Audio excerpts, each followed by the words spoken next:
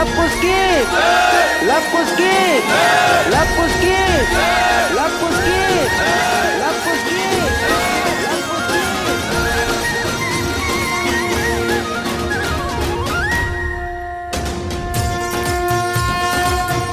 ये टीका आपके इस गांव पर आधिपत्य का संकेत है। आज से आप दोनों इनके नायक, इनके राजा हुए।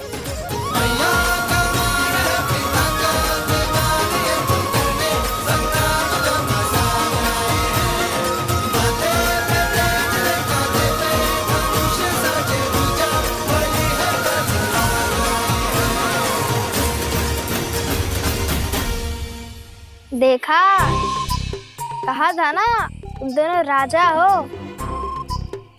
और अब ये सब मैं राजा का मान सम्मान देंगे और अशोक को रोकने का अधिकार भी मिल ही गया।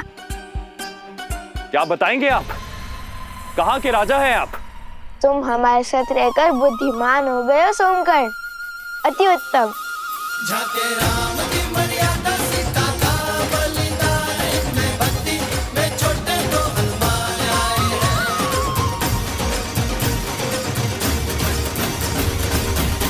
ऋषिवर, क्या आप हमें माता सीता के बारे में जानकारी दे सकते हैं? उनकी कथा, उनकी गाथा क्यों संसार से छुपी है? देवी सीता ने स्वयं को संसार से छुपाना स्वयं ही स्वीकारा है। उनकी इच्छा का सम्मान करो पुत्रों। किंतु उन्हें छुपने की क्या आवश्यकता है? वो तो निर्दोष है ना? किसने कहा कि केवल एक दोषी ही स्वयं को छुपाता है? बीज भी संसार को वृक्ष की छाल देने से पहले स्वयं को भूमि में छिपा कर रखता है। देवी सीता का अज्ञातवास भी एक आवरण है। समय आने पर उनके सत्य की छाया पूरे संसार को आशीष देगी। तो यदि हम उन्हें खोजना चाहे तो हमें कोई संकेत मिलेगा? तो कदाचित इस बार बीज को अंकुरित होने में सहायता की आवश्यकता है। देवी सीता, विधि का विधान है बच्चों, और विधान में जब जहां जिसकी आवश्यकता होती है उसके वहां पहुंचने के संकेत और मार्ग स्वयं ही बन जाते हैं।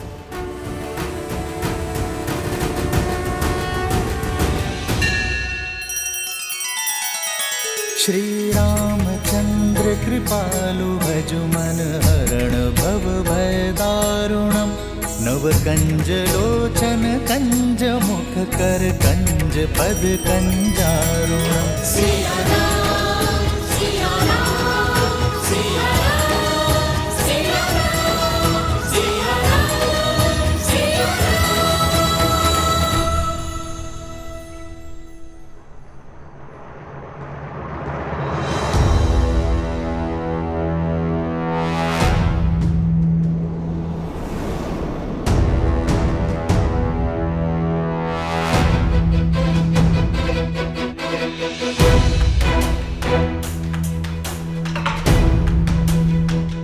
यहाँ युद्ध के बाद छाई शांति है।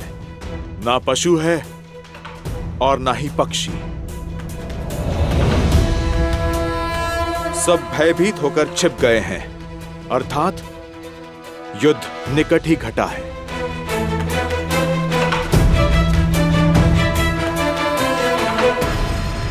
आप दोनों हमारे राजा हैं, इसलिए पहला भोग आप लगाएंगे। नहीं, राजा स्वामी नहीं, सेवक होता है जो प्रजा से पहले अपना पेट भर ले। वो रक्षक नहीं, भक्षक होता है।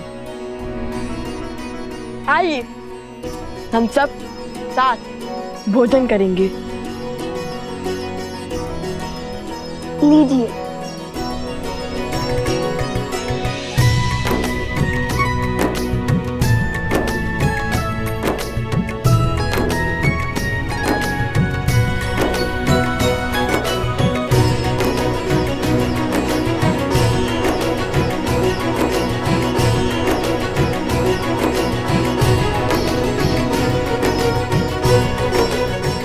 आहा, आनंद आ गया। बड़ा परिश्रम किया है ना सुबह से। अच्छा आप बताओ, तुम दोनों ने उस बूटी को पहचाना कैसे? इतनी बूटियों के बीच में तुमने इस एक बूटी को कैसे खोजा? जब मन में धर्म की धुन लिए कोई सुकर्म करने निकलो तो स्वयं प्रकृति भी आपकी सहायता करती है। और फिर रामायण की कथा है ना हमारी सहायता के लिए। हमें पता था ऐसी चमत्कारी बूटी चमकती ही होगी। वो हुआ ये भैया कि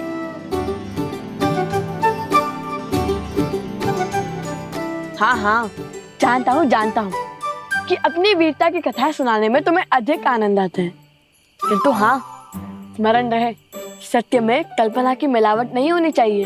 मैं तो सदा सत्य ही कहता हूँ। तो हुआ ये कि हमें ज्ञात था कि बूटी अवश्य चमकेगी, किंतु जब हम वहां पहुंचे तो देखा यहाँ तो हर वनस्पति चमक रही है। चलिए भैया नीचे चलते हैं। इतनी शीघ्र हार मान गए तुम? नहीं, मैं तो नीचे तल से हनुमान जी की भांति पर्वत हटाने की बात कर रहा हूँ। पर्वत उठाना इतना सरल लगता है तुम्हें? तब तो एक ही मार गए, इतना घोर युद्ध कर थक गए। अब एक एक बूटी खाकर ये पता करना होगा कौन सी काम करती है।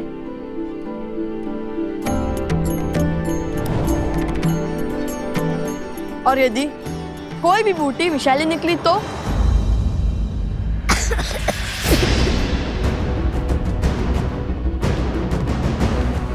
कुछ तुम ठीक तो हो ना?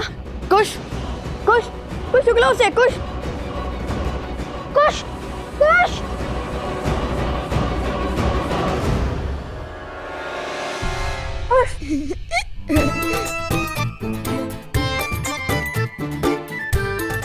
अब डर गए ना?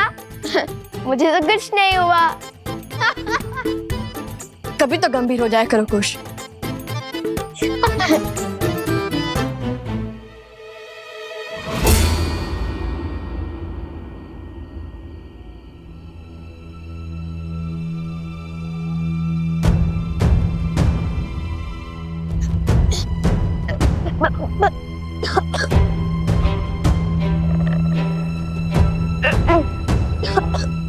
बार बार तुम्हारे जाल में नहीं फंसूंगा मैं। अभिनय का कोई लाभ नहीं है।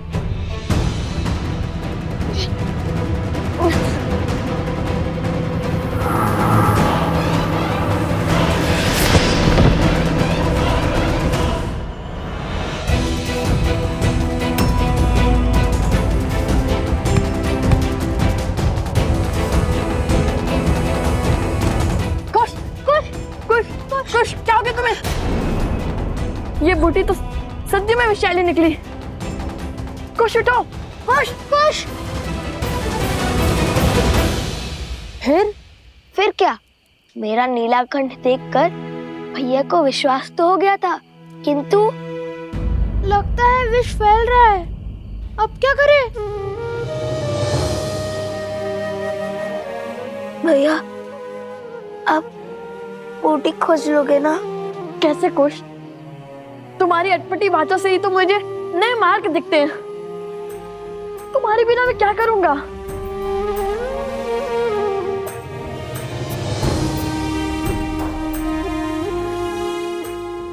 ये बूटी विषैली है, ये तो पता चल गया ना। किंतु इनमें से वो बूटी कौन सी होगी जो आत्मा के मैल को मिटा सके? मैं तुम्हें कुछ नहीं होने दूंगा। मैं बूटी अवश्य खोजूंगा। सोम, तुम कुछ के साथ रहो, मैं बूटी लेकर आता हूँ।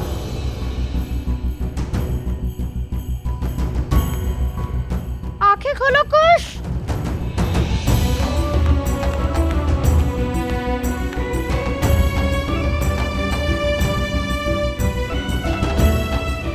मलिनता को कौन मिटा सकता है? ऐसी क्या पवित्रता हो सकती है? अग्नि? नहीं, गंगा, किंतु वो तो यहाँ से कोसों दूर है। हे प्रभु, सहायता कीजिए हमारी।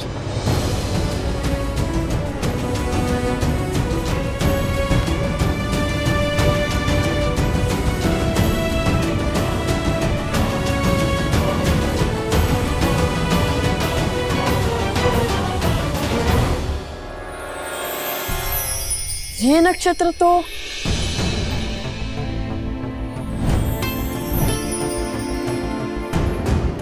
पुष्य नक्षत्र है, पवित्रता का चिन्ह। और पुष्य नक्षत्र के स्वामी तो स्वयं बृहस्पति देव हैं। हे बृहस्पति देव, सहायता कीजिए हमारी। ओम बृहस्पते नमः, ओम बृहस्पते नमः।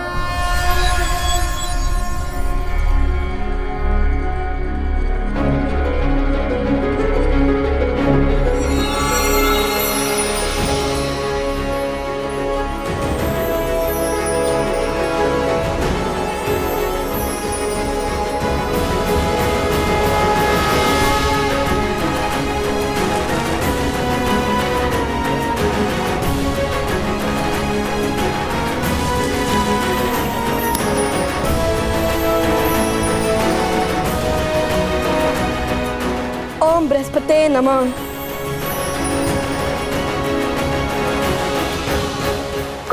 कुश। ओम बृहस्पतिये नमः, ओम बृहस्पतिये नमः।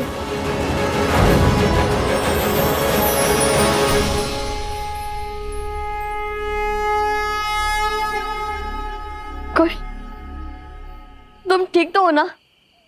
भैया,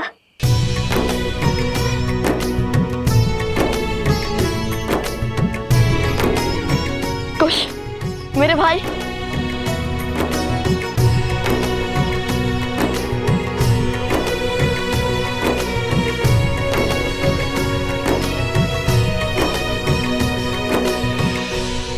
प्रकार भैया ने अपने ज्ञान से मेरी उद्दंडता के कारण आई समस्या का अंत किया। किंतु सदैव की भांति कुश की उद्दंडता के कारण ही हमें इतनी शीघ्र इस विपदा का हल मिल गया। अवश्य, हनुमान जी से कम नहीं हो तुम दोनों भाई।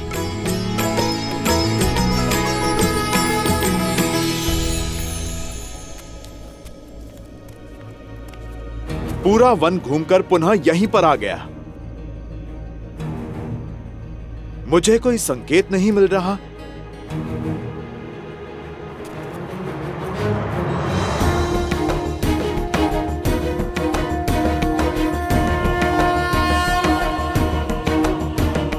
यहां पर स्वास्तिक किसने बनाया?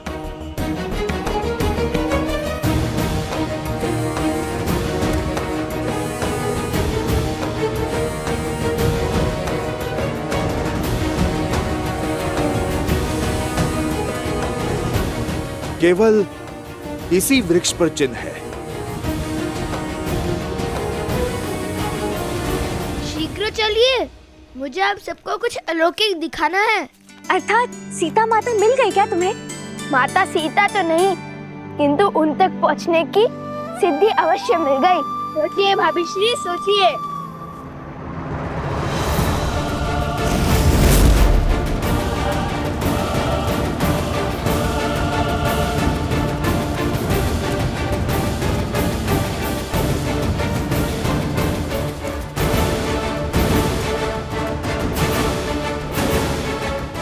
अरे अब शीघ्र चलो, हमें उस वृक्ष तक पहुंचना होगा, अन्यथा तुम्हारी सिद्धि कोई और ले जाएगा।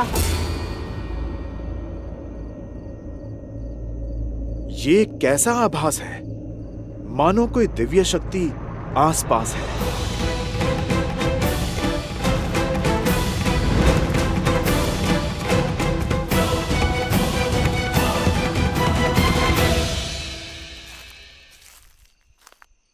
हनुमान जी, सैनिकों,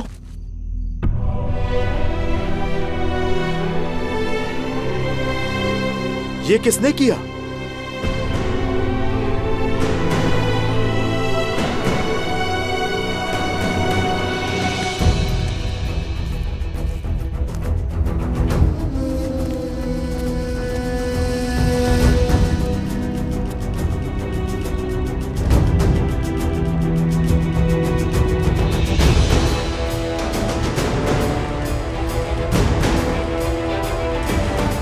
हम इसी गड्ढे में गिरे थे हनुमान जी।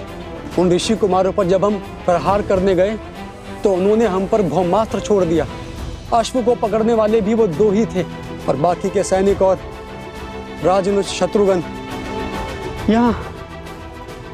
यहाँ गिरे थे।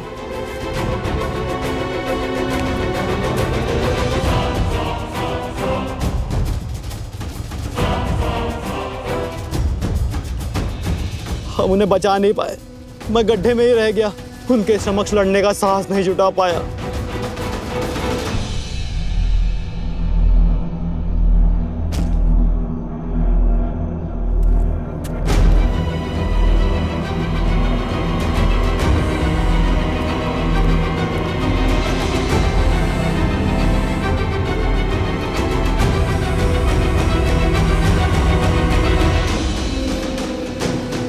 ये सब मूर्छित हुए हैं, इनके प्राण नहीं निकले हैं, सम्मोहन अस्त्र के पाश में बंधे हैं जो केवल देवताओं से ही मिल सकता है।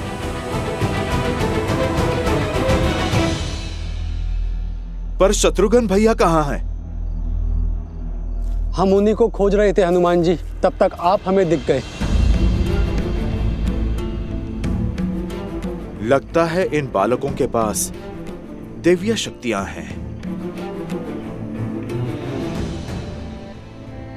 अवश्य ही ये वही ऋषि कुमार हैं जो अयोध्या आए थे। वो एक दूसरे को लवकुश कहकर पुकार रहे थे। लवकुश? इतने बड़े राम भक्त अपने ही प्रभु का अश्व क्यों रोकेंगे? तुम इन्हें अयोध्या ले जाओ। शत्रुघ्न भैया को मैं खोजता हूं। महाराज को सारी सूचना विस्तार से देना।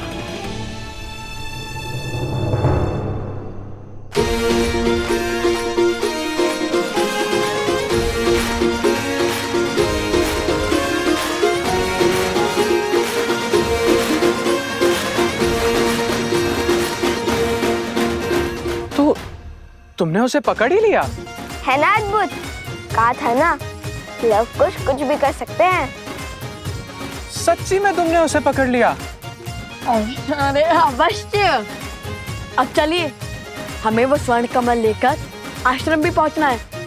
कल सुबह पूजा है।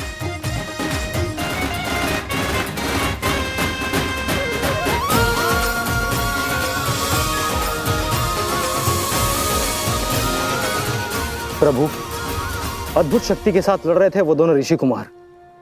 दिव्य अस्त्र थे उनके पास और एक दूसरे को वो लवकुश कहकर पुकार रहे थे।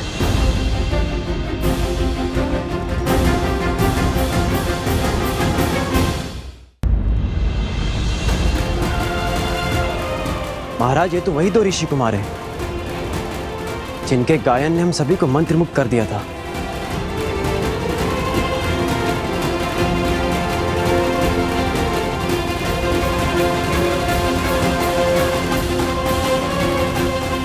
उनकी गायन की भांति उनका युद्ध कौशल भी बहुत अद्भुत था। जैसे युद्ध नहीं कोई खेल हो और चिंता का तो कोई भाव ही नहीं था उनमें। अक्षम्य है ये, हमारे वीर योद्धाओं का अपमान है। 2 बालक जो युद्ध को मनोरंजन समझते हैं, हमारी सेना को परास्त करके चले गए।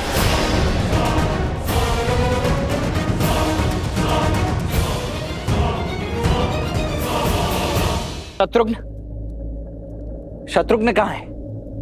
जी वो रामानुज और बाकी सैनिक सम्मोहन अस्त्र से मूर्छित हो गए थे।